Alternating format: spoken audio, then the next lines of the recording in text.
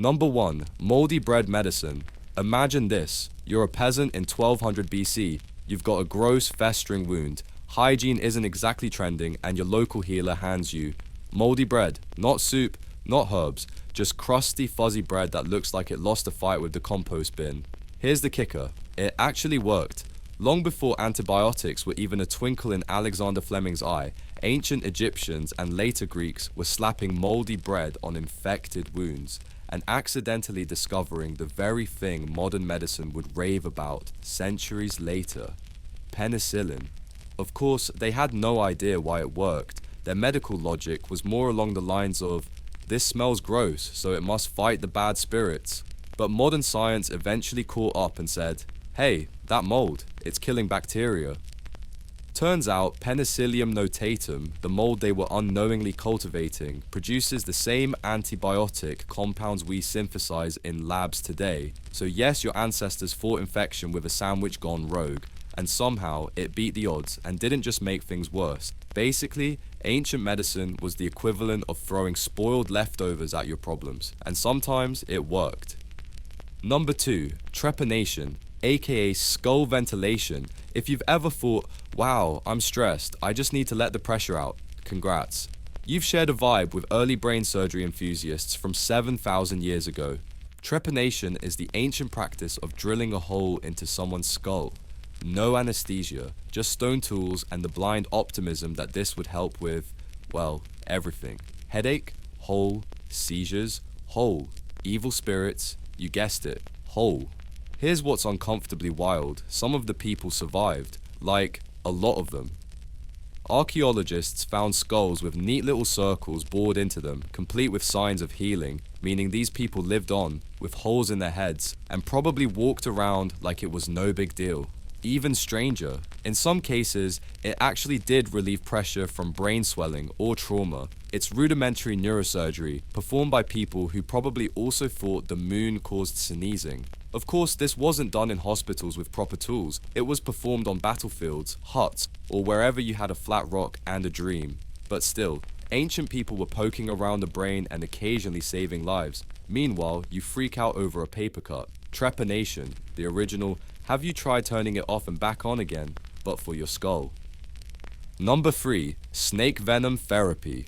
Ah yes, because nothing says healing like injecting yourself with something literally designed to kill. For thousands of years, humans have flirted with snake venom like it's a spicy little secret ingredient to health. Ancient Ayurvedic texts recommended it, Chinese medicine used it, and while you'd expect this to end in a pile of regrettable funerals, some of it weirdly worked. Turns out, certain snake venoms can do very interesting things to the human body, like thin your blood, relax your muscles, or even block nerve signals. Today, we use lab-refined versions of snake venom in meds for high blood pressure, chronic pain, and even heart attacks. So yeah, your ancestors saw a deadly viper and thought, you know what?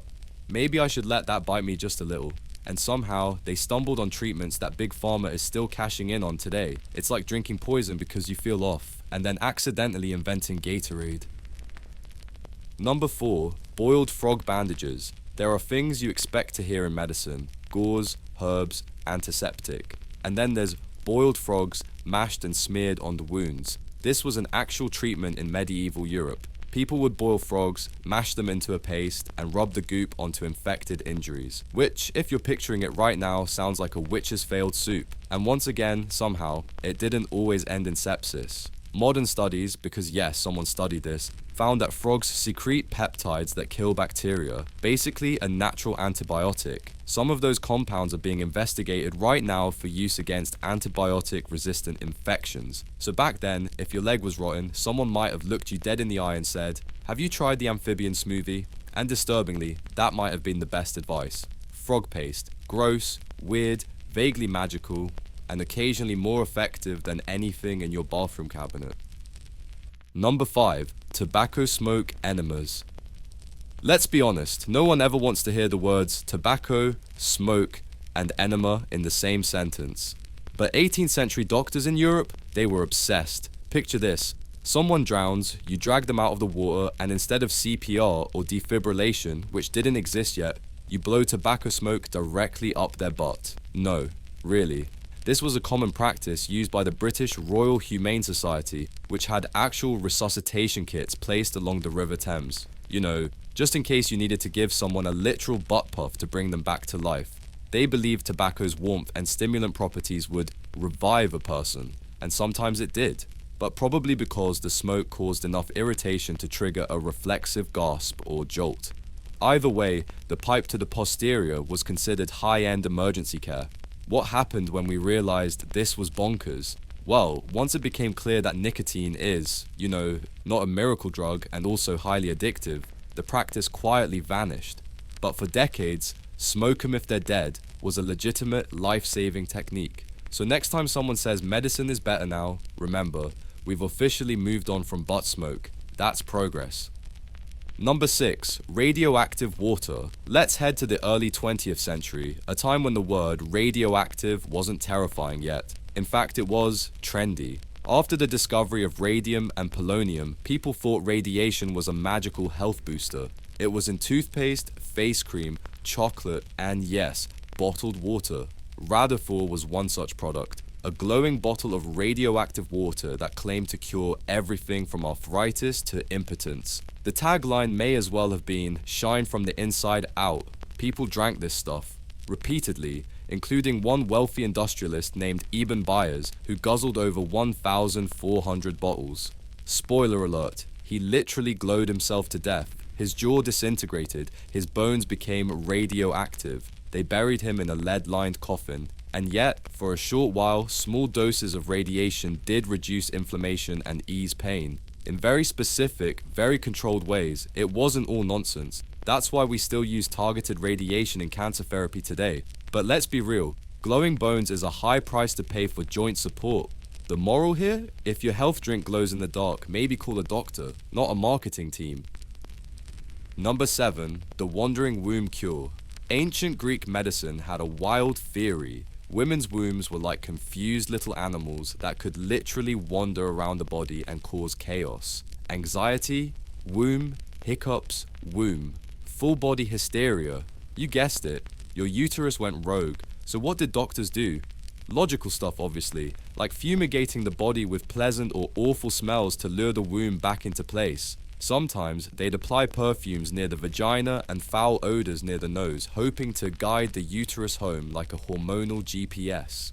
Ridiculous, absolutely. But here's the twist. Some of the treatments involved deep breathing, warm compresses, and massages, all of which actually helped relax muscles and reduce stress symptoms. Not because the uterus was lost, but because, nervous systems are real. So, while the diagnosis was a train wreck of sexism and pseudoscience, the treatment accidentally stumbled into useful relaxation techniques. Basically, they got the how right by being completely wrong about the why. Ancient gynecology, come for the womb ghost stories, stay for the accidental self-care. Number 8, mercury for everything. Got a sore throat? Try mercury. Syphilis? More mercury. Indigestion?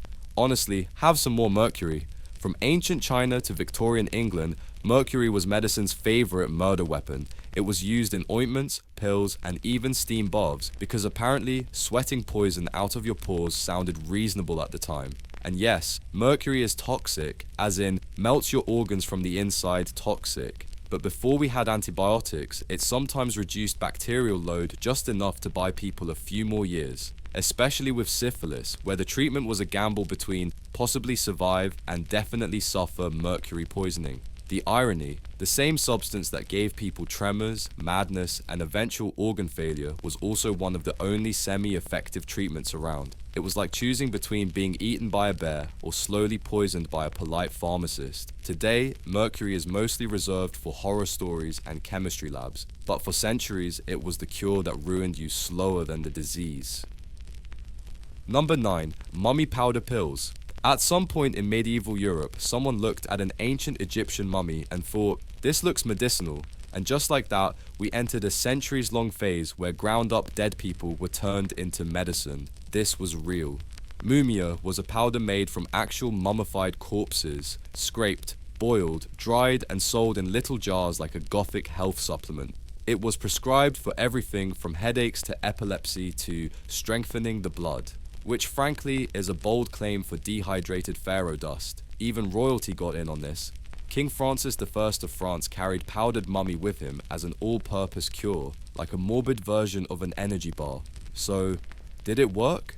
Weirdly, sometimes. Not because of the mummies themselves, sorry, no magical embalming powers, but because the resin and bitumen used in the embalming process had mild antiseptic and anti-inflammatory properties. In other words, it wasn't the ancient flesh doing the healing, it was the embalming goo. Still, this trend caused a surge in grave robbing for health reasons. That's right, people looted tombs not for treasure, but for corpse powder. We basically created a wellness industry based on human jerky.